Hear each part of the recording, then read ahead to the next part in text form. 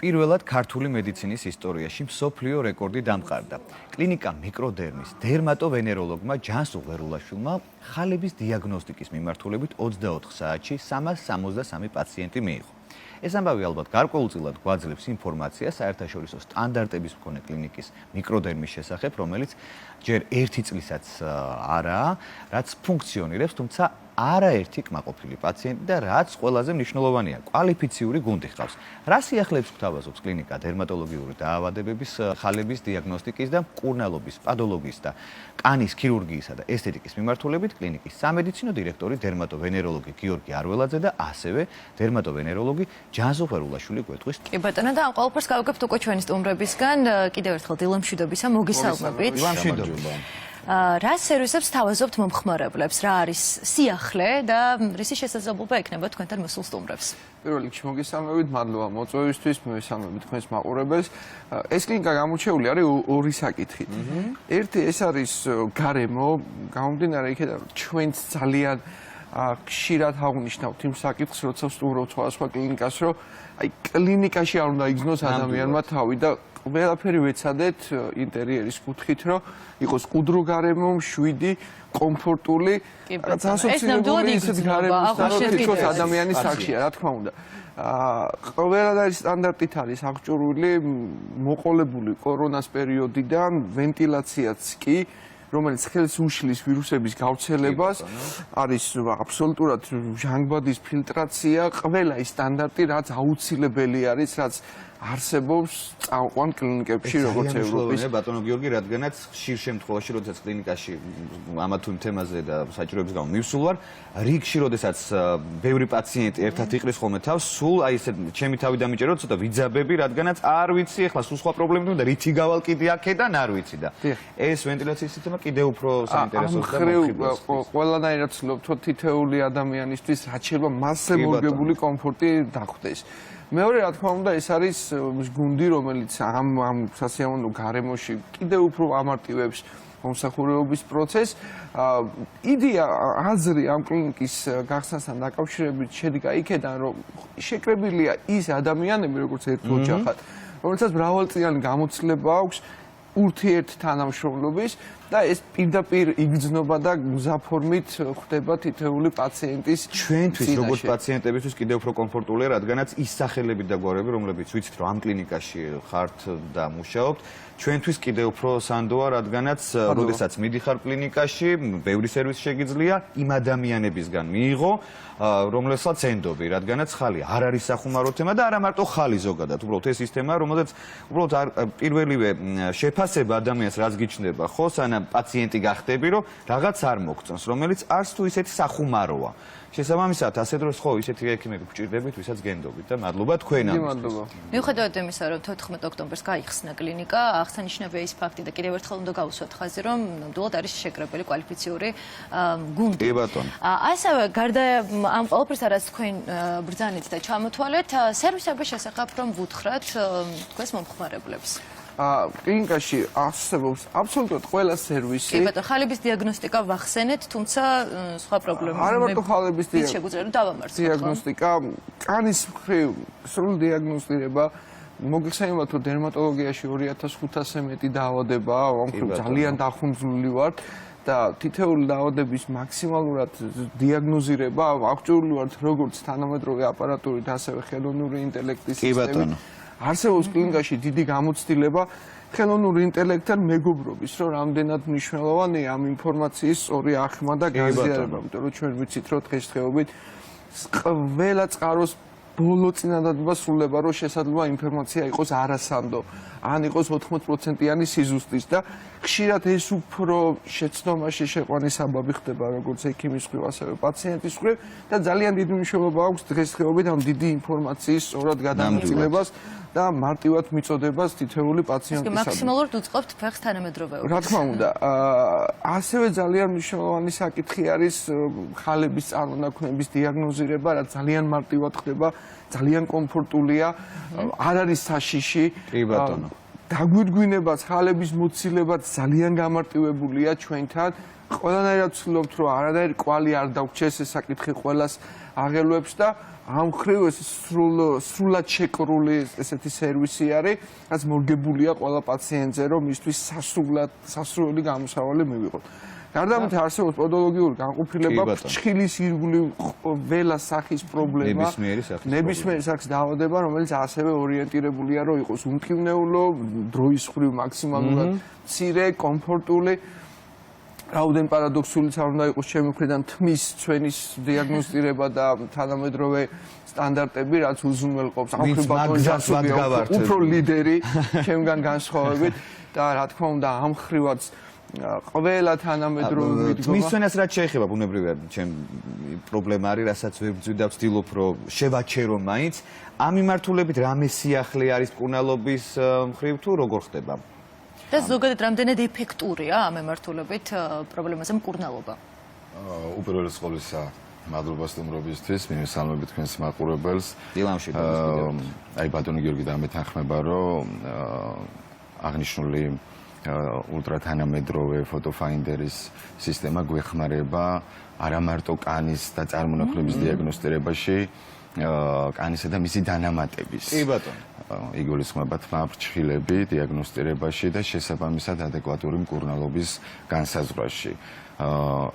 აი ძალიან ესე რომ ვთქვათ ტრიხოსკოპია, მოკლედ ძალიან აქტიურია, რადგან აღნიშნული ჩივილი ძალიან ბევრ ადამიანს აქვს განურჩევლად სქესისა. საინტერესო შედეგები როგორ სრულდება ხოლმე, რამდენად წარმატებულია, იმიტომ რომ როგორც წესი საკმაოდ ისეთი რთული პრობლემაა, ძალიან ბევრი პრობლემები იწვევს, მულტიფაქტორულია ზოგადად თმის ცვენა და ეს არ არის ჩვენ ყოველთვის პაციენტებს ყოველთვის აქვთ ესეთი შეხედულება და პრეტენზია ესე რომ ვთქვათ, კარგი გაგებით რომ თმა მცვიო, მაგრამ ამას აქვს ძალიან ბევრი მიზეზი.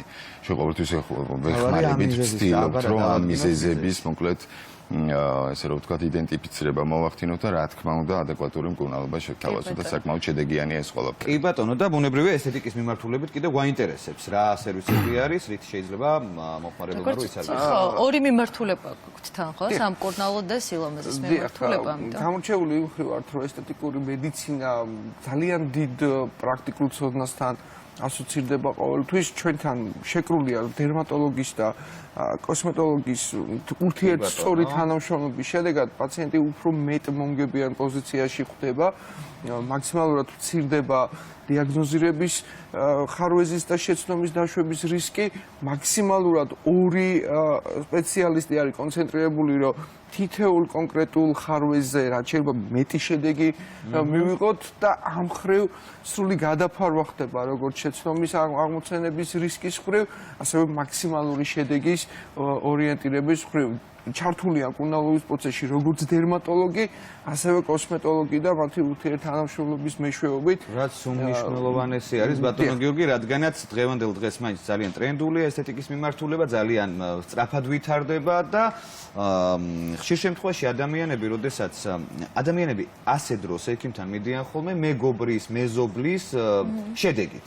მაგრამ იმის იქით არ იციან რა ხდება ის ადამიანის კონკრეტული ადამიანის ამ პროცედურას ატარებს, რამდენად კვალიფიციურია ზოგადად ამ საკითხში, რამდენად კომპეტენტურია და ზოგადად დერმატოლოგი არის თუ არა ადამიანი, რომელმაც ყველაზე კარგად იცის კანი.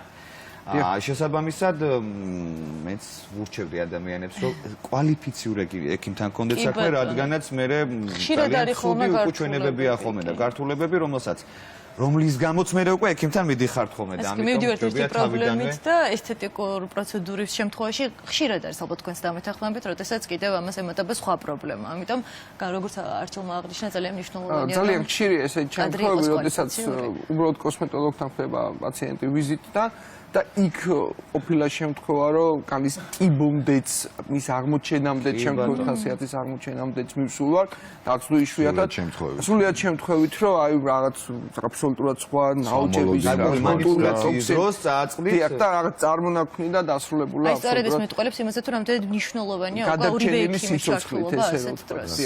ქირურგიაზეც რო ვისაუბროთ, რომელიც სტარტდება და რა მიმართულებებია ამ შემთხვევაში, რაც უნდა ვიცოდეთ, ყველაფერი უნდა გითხრათ.